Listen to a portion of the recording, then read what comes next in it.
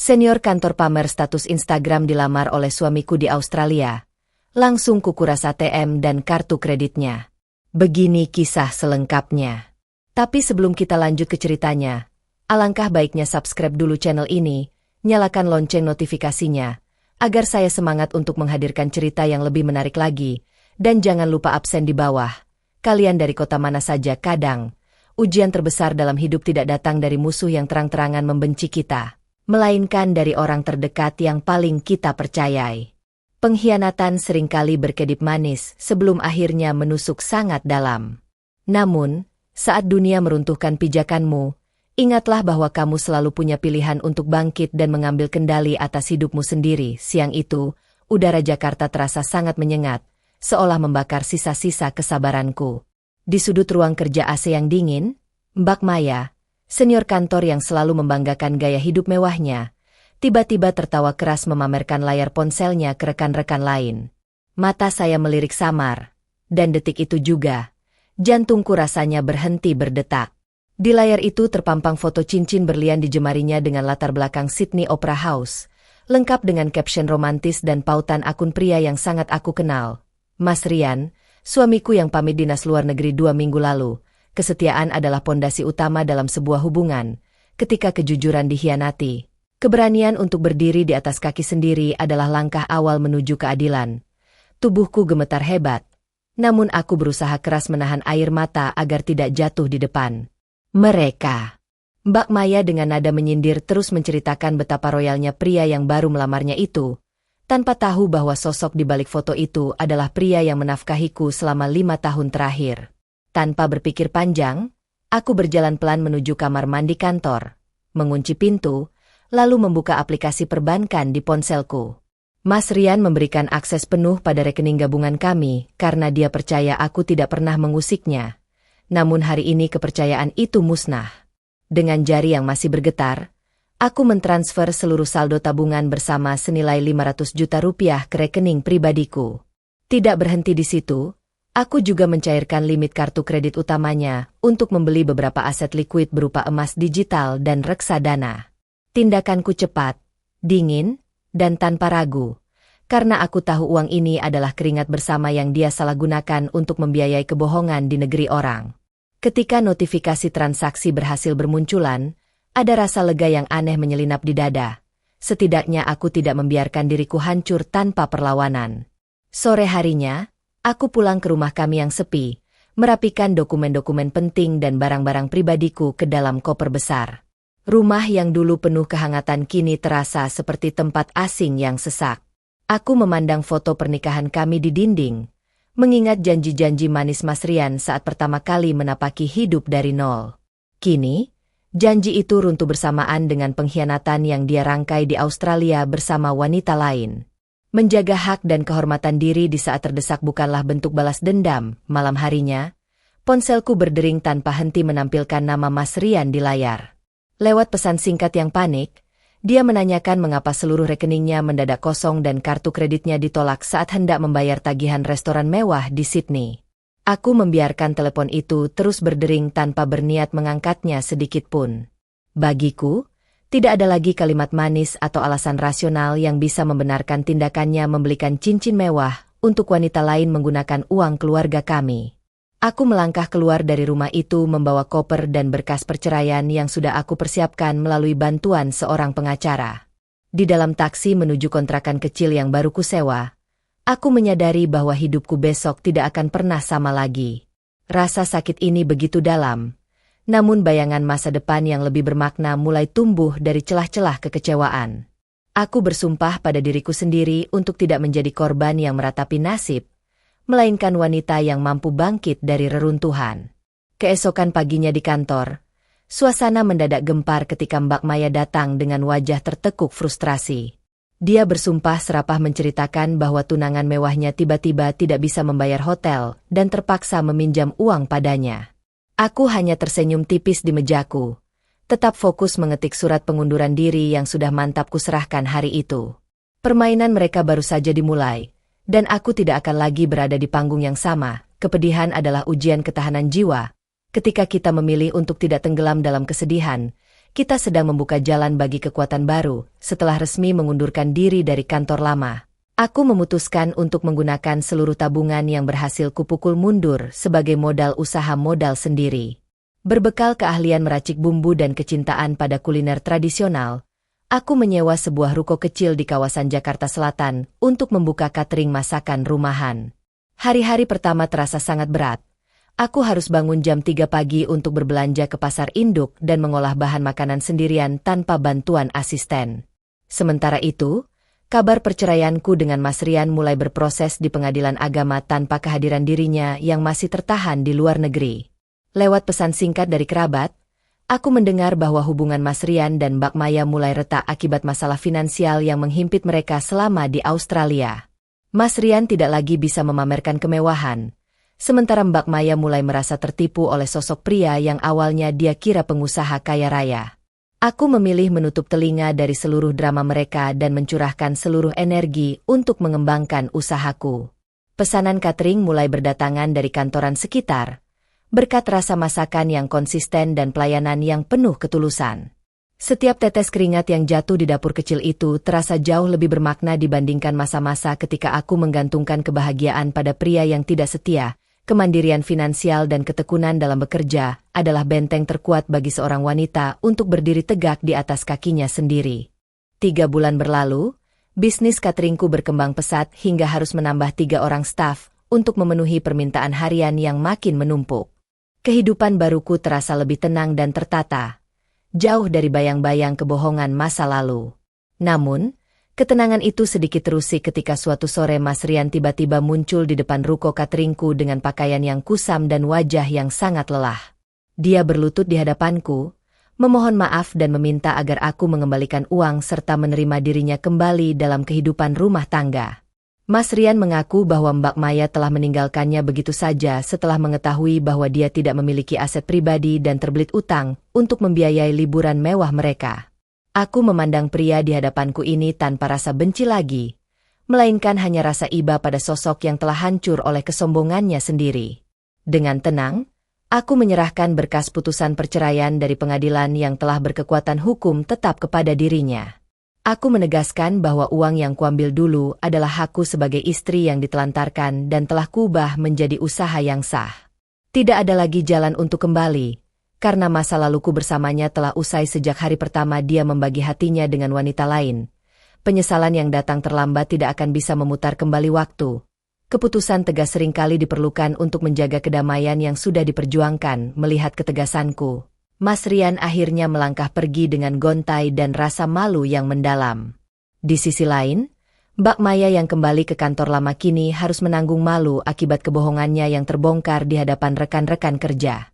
Gosip mengenai tindakannya yang merebut suami orang dan akhirnya ditipu masalah keuangan menjadi perbincangan hangat yang merusak reputasi profesionalnya. Aku terus melangkah maju tanpa melirik ke belakang, mengarahkan bisnis cateringku hingga mampu melayani acara-acara besar perusahaan. Dalam sebuah pameran kuliner UMKM tingkat nasional, aku bertemu dengan Pak Aris, seorang investor dermawan yang tertarik pada konsep bisnis hidangan Nusantara yang kupresentasikan. Beliau melihat potensi besar dalam kepemimpinanku dan menawarkan kerjasama untuk membuka cabang restoran Nusantara di beberapa kota besar. Kerjasama itu menjadi titik balik besar dalam karir dan kehidupanku secara keseluruhan. Dari seorang wanita yang hampir hancur karena pengkhianatan, aku kini bertransformasi menjadi pimpinan perusahaan kuliner yang menaungi puluhan karyawan. Pengalaman pahit di masa lalu kubah menjadi bahan bakar untuk terus belajar, berinovasi, dan memberikan dampak positif bagi orang-orang di sekitarku. Ketika satu pintu kebahagiaan tertutup, niat baik dan kerja keras akan membuka pintu-pintu kesempatan baru yang jauh lebih besar. Pembukaan cabang restoran pertamaku berlangsung sangat meriah dan dihadiri oleh banyak kolega serta media lokal. Kebahagiaan terasa begitu sempurna ketika ibuku datang dari kampung halaman untuk memelukku erat sambil meneteskan air mata kebanggaan. Beliau adalah sosok yang selalu mendoakanku di setiap sujudnya, memberikan kekuatan moral saat aku berada di titik terendah dalam hidup. Di tengah acara yang megah itu, aku melihat dari kejauhan sosok Mbak Maya yang kini bekerja sebagai staf pemasaran kelas bawah di perusahaan mitra. Matanya menyiratkan rasa canggung dan penyesalan mendalam saat melihatku berdiri anggun di atas panggung sebagai pemilik bisnis. Aku tidak berniat membalas dendam atau memamerkan keberhasilan. Namun kenyataan hidup telah menunjukkan bagaimana roda kehidupan berputar dengan sangat adil. Malam itu, aku duduk di ruangan kerjaku yang baru, memandangi gemerlap lampu kota dari jendela kaca. Aku menyadari bahwa rasa sakit akibat pengkhianatan Mas Rian dan Mbak Maya adalah ujian yang menggembleng mentalitasku menjadi lebih kuat. Jika aku tidak mengambil keputusan berani untuk menguras rekening dan pergi hari itu, aku mungkin masih terjebak dalam kepalsuan yang menghancurkan jiwa. Keadilan hidup tidak selalu harus dibalas dengan kejahatan. Keberhasilan dan kedamaian hati adalah jawaban terbaik atas pengkhianatan. Seiring berjalannya waktu, hubungan profesionalku dengan Pak Aris berkembang menjadi rasa saling menghormati yang sangat dalam. Beliau adalah pria duda beranak satu yang sangat santun, menghargai wanita, dan memiliki pandangan hidup yang sejalan denganku. Kami sering menghabiskan waktu berdiskusi bukan hanya tentang strategi bisnis, tetapi juga tentang nilai-nilai kehidupan dan spiritualitas. Kehadiran Pak Aris dan putri kecilnya, Alia, memberikan warna baru yang menghangatkan hatiku setelah sekian lama membeku. Alia yang kehilangan ibunya sejak kecil sangat dekat denganku, dan rasa kasih sayang tulus yang tumbuh di antara kami membuatku merasa utuh kembali sebagai seorang wanita. Aku belajar bahwa trauma masa lalu tidak boleh menghalangiku untuk membuka hati pada kasih sayang yang sehat dan penuh keharmonisan. Sementara itu, kabar terbaru menyebutkan Mas Rian kini bekerja keras sebagai pegawai biasa untuk melunasi utang-utangnya tanpa ada lagi gaya hidup mewah. Dia belajar secara terpaksa mengenai arti kerja keras dan kejujuran setelah kehilangan segalanya. Kehidupan mengajarkan kami berdua pelajaran yang sangat mahal dengan cara dan takdir yang berbeda. Jangan biarkan luka masa lalu menutup pintumu dari kebahagiaan baru yang hadir dengan ketulusan dan rasa hormat.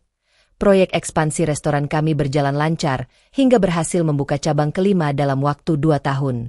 Sukses ini tidak membuatku jumawa, melainkan mendorongku untuk mendirikan yayasan pemberdayaan wanita korban kekerasan dan pengkhianatan rumah tangga. Aku ingin membantu wanita-wanita lain agar memiliki keterampilan finansial dan mental yang kuat untuk mandiri saat menghadapi krisis kehidupan. Melalui yayasan ini, kami memberikan pelatihan memasak, manajemen bisnis kecil, serta pendampingan hukum secara gratis bagi mereka yang membutuhkan. Melihat senyum dan harapan baru dari para wanita yang kami bantu memberikan kepuasan batin yang tidak bisa dinilai dengan uang. Hidupku kini tidak lagi berputar pada pencapaian pribadi semata, melainkan tentang sejauh mana aku bisa memberi manfaat bagi sesama. Suatu hari, seorang peserta pelatihan mendatangiku dengan mata berkaca-kaca, mengucapkan terima kasih karena kisah hidupku yang pernah beredar di media inspirasi telah memberinya keberanian untuk keluar dari hubungan yang merusak. Momen itu menyadarkanku bahwa luka yang kutanggung di masa lalu ternyata memiliki tujuan mulia yang lebih besar dari yang pernah kubayangkan. Sebaik-baiknya manusia adalah yang memberikan manfaat bagi orang lain.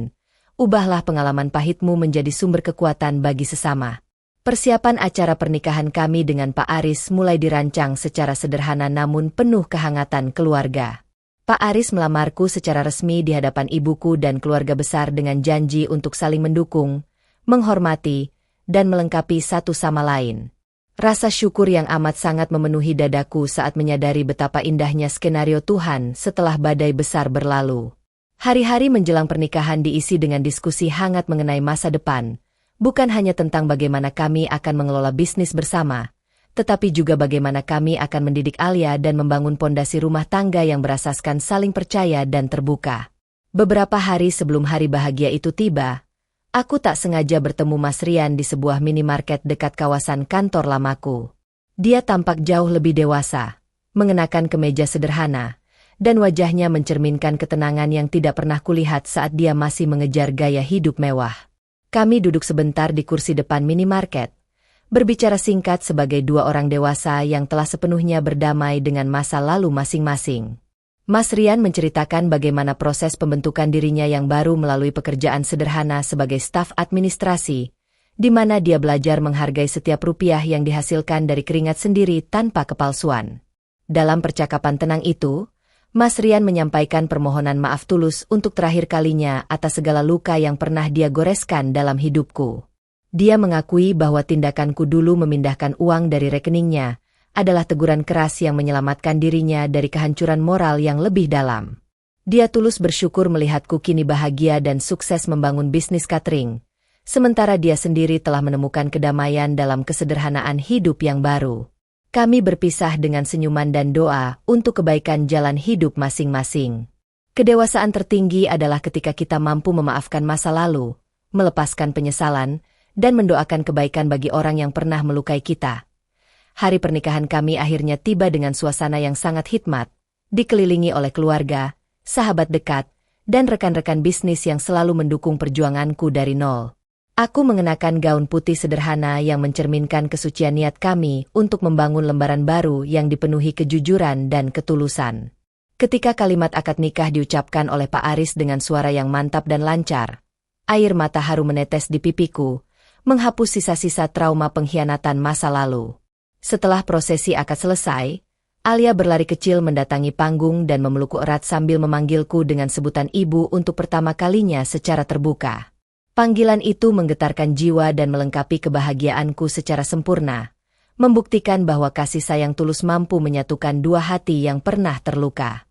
Di sudut ruangan, ibuku tersenyum lebar sambil mengusap air mata penuh rasa syukur, memandangi putrinya yang dulu hampir hancur kini berdiri anggun sebagai sosok yang mandiri dan dicintai. Rumah tangga baru ini kami bangun di atas pondasi kepercayaan yang kokoh, komunikasi yang transparan, dan rasa saling menghargai posisi masing-masing sebagai pasangan hidup. Kami saling melengkapi dalam mengurus rumah tangga maupun memimpin perusahaan, menciptakan harmonisasi yang tenang dan penuh kedamaian. Kebahagiaan yang kami rasakan bukanlah keberuntungan instan, melainkan buah dari kesabaran dan keberanian untuk melepaskan hal-hal beracun di masa lalu. Kebahagiaan sejati akan hadir pada waktu yang tepat bagi mereka yang sabar menjaga kehormatan diri, ikhlas menerima ketetapan Tuhan, dan berani melangkah maju. Tahun-tahun berikutnya berjalan dengan penuh keberkahan dan dinamika yang mendewasakan. Bisnis restoran kami berkembang sangat pesat hingga berhasil membuka belasan cabang di kota-kota besar dan mulai merambah pasar internasional melalui produk bumbu kemasan. Aku dan Pak Aris saling bahu-membahu mengelola ekspansi perusahaan, membagi peran dengan profesional tanpa pernah mengabaikan prioritas utama kami, yaitu waktu berkualitas untuk keluarga dan perhatian penuh bagi pertumbuhan Alia. Di tengah kesibukan mengelola bisnis yang kian membesar, aku kerap diundang sebagai pembicara utama dalam berbagai seminar kewirausahaan, forum ekonomi kreatif, dan program pemberdayaan perempuan. Aku selalu membagikan kisah perjuanganku secara jujur, menekankan pentingnya bagi setiap wanita untuk memiliki literasi keuangan yang baik dan ketahanan mental saat menghadapi krisis kehidupan. Banyak peserta yang menangis dan mengaku mendapatkan keberanian baru untuk bangkit setelah mendengar perjalanan hidupku yang pantang menyerah. Kehidupan ini mengajarkan padaku bahwa pengkhianatan dari orang terdekat bukanlah akhir dari dunia, melainkan sebuah ujian ketahanan yang dirancang untuk menggembleng mentalitas kita menjadi jauh lebih kuat. Ketika kita berani mengambil kendali, melepaskan rasa takut, dan bekerja keras, penderitaan masa lalu akan bertransformasi menjadi bahan bakar untuk mencapai keberhasilan yang tak pernah terbayangkan sebelumnya. Ujian hidup adalah media pendewasaan diri. Jangan biarkan rasa sakit masa lalu menghentikan langkahmu untuk meraih potensi terbaik dalam dirimu. Kehidupan keluarga kami semakin lengkap dan berwarna ketika aku melahirkan seorang bayi laki-laki yang sehat, memberikan adik yang tampan bagi Alia. Suasana di rumah kami kini selalu riuh dengan tawa, kehangatan, dan riuhnya kasih sayang, membuat rasa syukurku makin melimpah setiap harinya. Pak Aris terbukti menjadi sosok suami dan ayah yang luar biasa, selalu siaga membagi tugas pengasuhan dan menjadi pilar penopang utama saat aku merasa lelah dengan urusan pekerjaan. Sebagai bentuk rasa syukur atas rezeki yang terus mengalir, kami mengalokasikan sebagian besar keuntungan perusahaan untuk mendirikan sekolah vokasi dan program beasiswa gratis bagi anak-anak kurang mampu. Kami percaya bahwa kekayaan material yang dititipkan Tuhan akan lebih bermakna jika dialirkan kembali untuk membuka pintu kesempatan bagi generasi muda yang membutuhkan. Melihat senyum gembira anak-anak itu saat menerima fasilitas pendidikan yang layak menjadi puncak kepuasan batin yang tidak bisa ditukar dengan materi apapun, keberhasilan yang menuntut kerendahan hati dan rasa syukur yang tinggi. Semua masa-masa gelap, rasa dikhianati, dan perjuangan memeras keringat di dapur catering kecil dulu kini terasa seperti fondasi kokoh yang membentuk kedewasaanku hari ini. Aku belajar menikmati setiap fase perjalanan hidup, baik saat berada di lembah kesulitan yang menempa ketahanan mental, maupun saat berada di puncak keberhasilan yang menuntut kerendahan hati dan rasa syukur yang tinggi. Ketulusan dalam berbagi dan memberi manfaat bagi sesama akan melipat gandakan kebahagiaan, kedamaian jiwa, dan keberkahan dalam hidup kita. Mengingat kembali detik-detik saat aku melihat unggahan foto Instagram Mbak Maya di kantor dulu, aku tersadar betapa sebuah keputusan di momen krisis bisa mengubah seluruh takdir masa depan.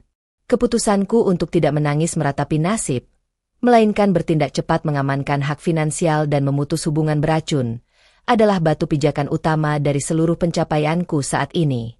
Wanita tidak boleh bersikap pasrah atau membiarkan dirinya diinjak-injak oleh ketidakadilan dalam sebuah hubungan. Roda kehidupan memang selalu berputar dengan sangat adil.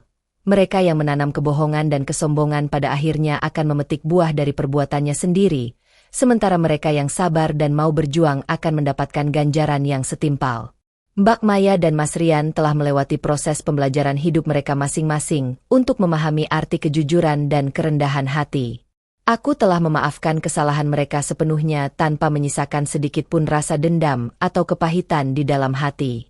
Kedamaian sejati yang kurasakan hari ini berakar dari keberanian untuk mengambil tanggung jawab penuh atas masa depanku sendiri tanpa menggantungkan harapan pada orang lain.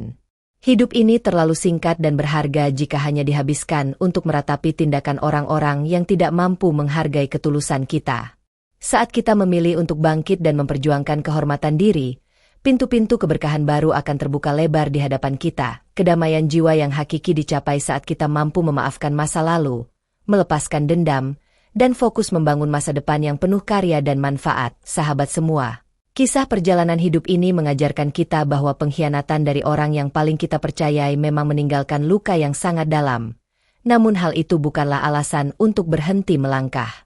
Saat dunia mencoba meruntuhkan pijakanmu, ambillah kendali penuh atas hidupmu, amankan hak-hak dasar dan kehormatanmu, lalu berjuanglah dengan kepala tegak. Keberanian untuk melangkah keluar dari hubungan yang beracun adalah kunci utama untuk menemukan takdir indah yang telah disiapkan Tuhan di depan sana. Jangan pernah takut kehilangan seseorang yang tidak tahu cara menghargai kesetiaan dan kejujuranmu, karena ketika kamu berani melepaskan hal yang salah, kamu sedang memberikan ruang bagi orang yang tepat untuk hadir dan melengkapi hidupmu. Teruslah mengasah potensi diri, bekerja keras dengan jujur, dan jadikan setiap ujian berat sebagai batu pijakan untuk melompat ke tingkat kehidupan yang lebih tinggi. Ingatlah bahwa akhir dari perjuangan yang jujur, berani, dan penuh doa selalu bermuara pada kebahagiaan sejati yang tak tergoyahkan. Kisah ini menjadi pengingat berharga bagi kita semua bahwa kemandirian finansial, mental yang kuat, dan harga diri adalah aset paling krusial yang harus dimiliki oleh setiap manusia. Jangan pernah menggantungkan seluruh masa depan dan kebahagiaanmu secara buta pada orang lain, karena hati manusia bisa berubah kapan saja. Berpegang teguhlah pada nilai-nilai kebenaran, kejujuran, serta keberanian untuk berdiri di atas kaki sendiri dalam menghadapi segala gelombang kehidupan. Terima kasih sudah menonton sampai akhir. Jangan lupa subscribe, like, dan share video ini agar lebih banyak orang bisa mengambil pelajaran dari kisah ini. Sampai jumpa di cerita inspiratif berikutnya.